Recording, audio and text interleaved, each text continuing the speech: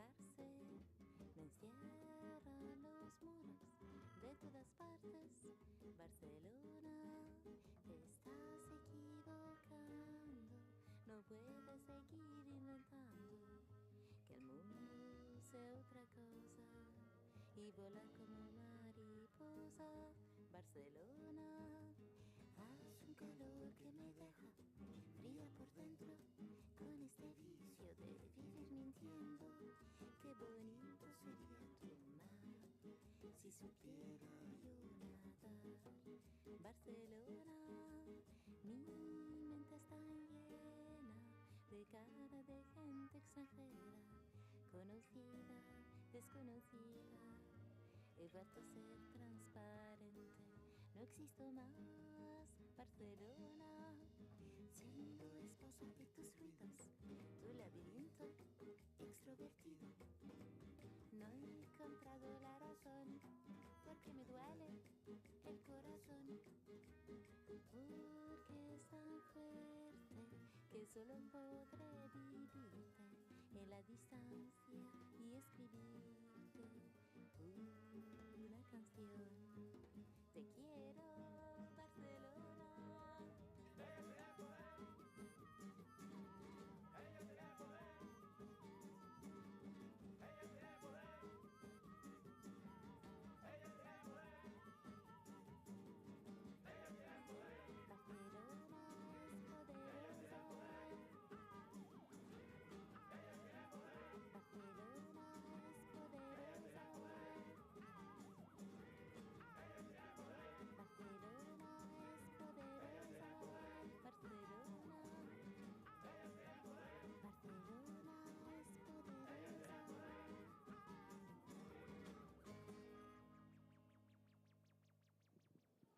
Good afternoon. Thank you for sticking around for the final session of the day. I know it's been an exhausting couple of days for everyone.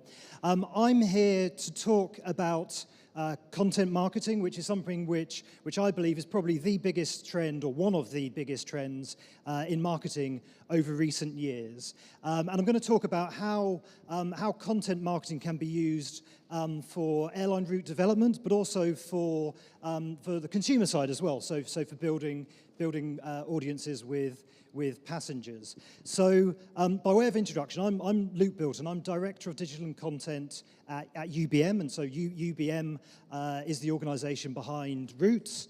It's also behind ASM, our consulting service, and a lot of what I'm talking about is part of what we're now doing within the ASM business as well. And this is actually part of a wider training program that ASM can offer. My background is in publishing, so in the media business for the last sort of 15 years or so, working on lots of different brands, B2B, B2C, but certainly a lot in travel, in cruise, and in aviation. And I'm also sitting on advisory boards with, say, the IDM, the PPA. So we're sort of advising companies on how they can progress with their digital marketing. So I'm going to draw on some of that as we go through.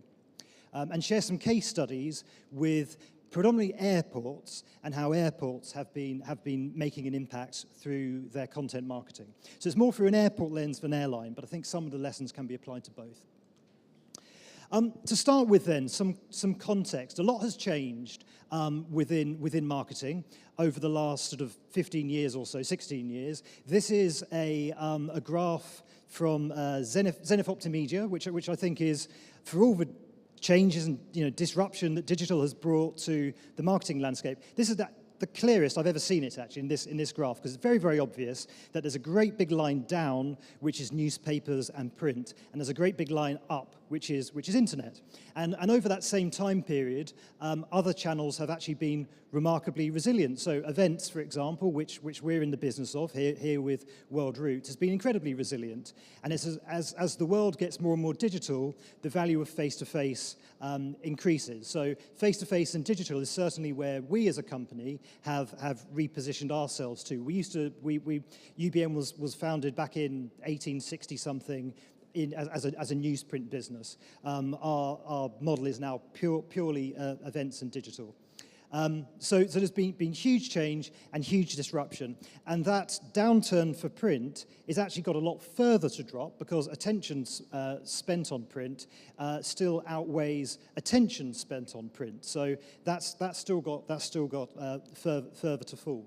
But it isn't as easy, unfortunately, as just taking advertising out of print and putting it online, because the online space is in many ways much more challenging. And certainly for publishers like us who are trying to make that transition, it's not the easiest thing in the world, because that great big line-up is predominantly made up of Google and Facebook. It's not as simple as just taking display ads and putting them online. The rise of ad blockers is significant. It's part of a trend where consumers don't want to look at advertising at all. They want to find other ways to engage with you, which is why the content being the message rather than something to wrap advertising around is really important.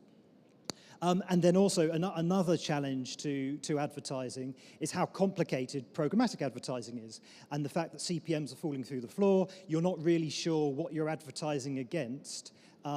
Display is in trouble, and so we need to find other ways to get our messages to consumers, and that's only going to get worse when you think about voice recognition, when you're thinking about Amazon Echo, Google Home. How can you market when there is no interface?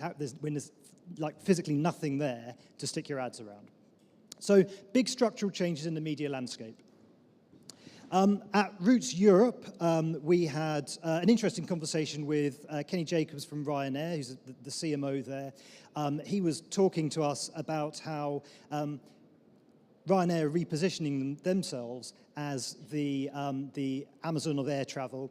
And one of the points he made was that half of the online travel providers will go out of business, he predicts, in the next 5 to 10 years. Obviously, Ryanair have got a lot on their hands at the moment, but one thing that they are doing is being very focused on their digital labs and transforming what they're doing. And one of the questions we asked him was, where do airports sit in this new sort of digital ecosystem he was talking about? And he sort of said, well, they don't really. It's the airlines who own the relationship with the customer. Perhaps not a complete surprise he'd say that.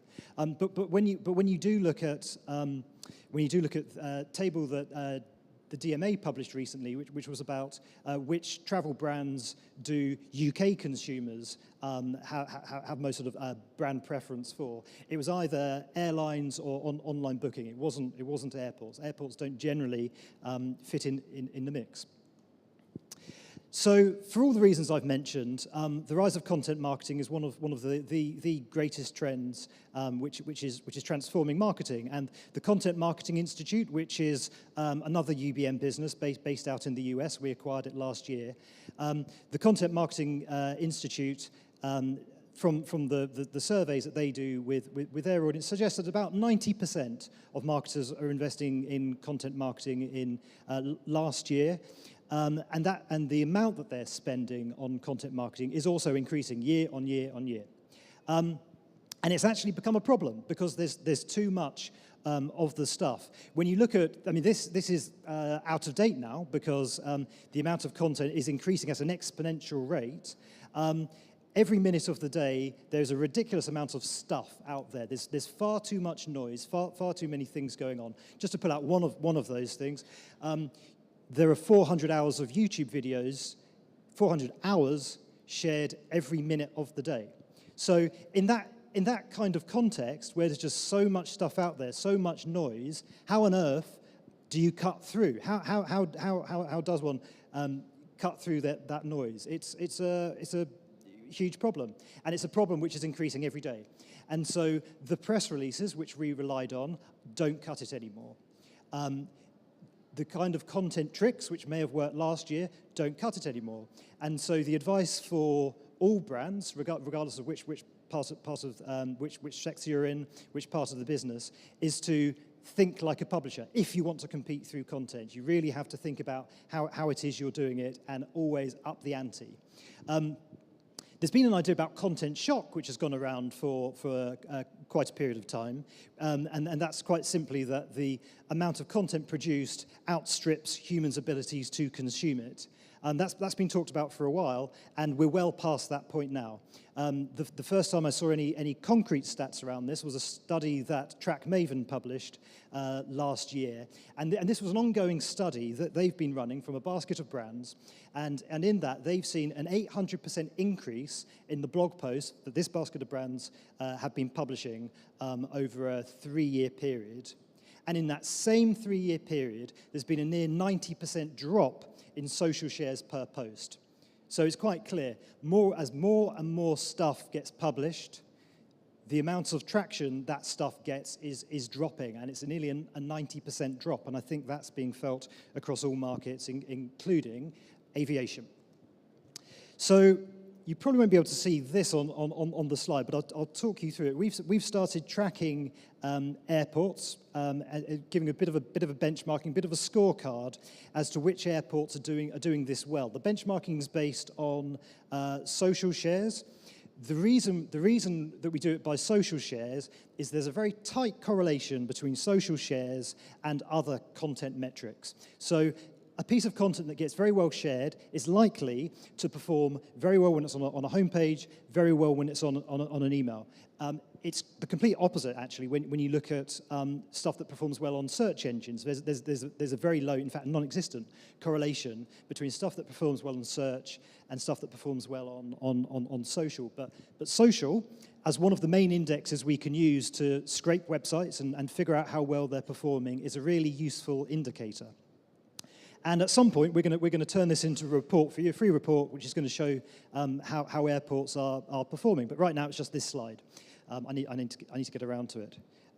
But when you look at this, so Helsinki is the airport that's doing content marketing best in the world. The stuff that Helsinki are doing is absolutely fantastic. We interviewed Ollie from Finavia recently, and I've got some sort of things to share with you about how they're doing it. Helsinki is a really interesting case study. Brussels we've taken out because that was due to the attack that they had last year. So that's why Brussels are in. That's an unnatural spike. So we need to take that out. Then you've got Dublin, you've got Schiphol, Heathrow, all doing some really interesting stuff with content, which I'm going to share with you. And in the Americas, it's Vancouver, San Francisco who take pole position. But one of the striking things when you look at that chart is how few content leaders there are in the airport